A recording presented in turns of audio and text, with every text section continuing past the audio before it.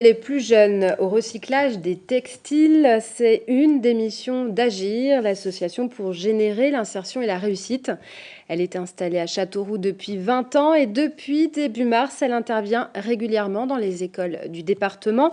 Customisation de vêtements ou encore jeux de société, des ateliers qui responsabilisent le jeune public. Reportage Briac-Cavalin. Après un travail sur les déchets industriels et ménagers l'année dernière, 24 élèves de CM1 de l'école Jean Zay à Châteauroux replongent dans l'univers du recyclage.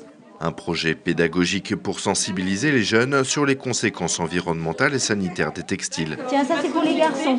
Cette année, donc, j'ai eu l'opportunité d'avoir une personne de l'association Agir qui nous fait travailler sur les déchets textiles. Donc voilà, ça complète sur 2 ans, ça complète. Et nous, ensuite, après cette intervention, on va retravailler un petit peu en classe sur ce sujet. Avec son 40 Vetibox dans le département, Agir collecte chaque année près de 600 tonnes de déchets textiles.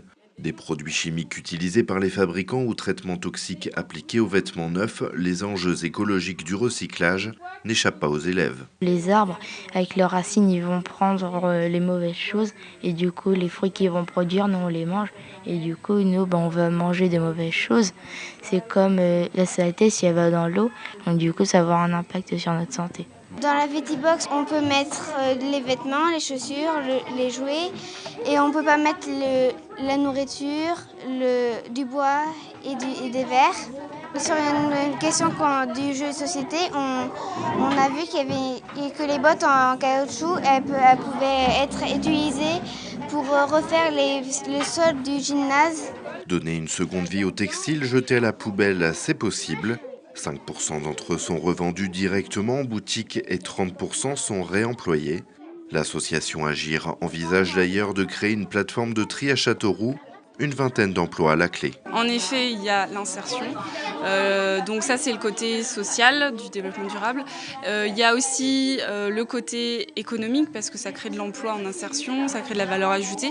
Mais il y a aussi le côté écologique, environnemental, où là justement on participe et on contribue à la réduction de la pollution en essayant de réduire les déchets textiles sur le territoire. Pour limiter l'enfouissement des déchets dans l'Indre, l'association met déjà au point un projet de collecte en sac pour les populations situées en zone rurale. Cette année, la foire exposition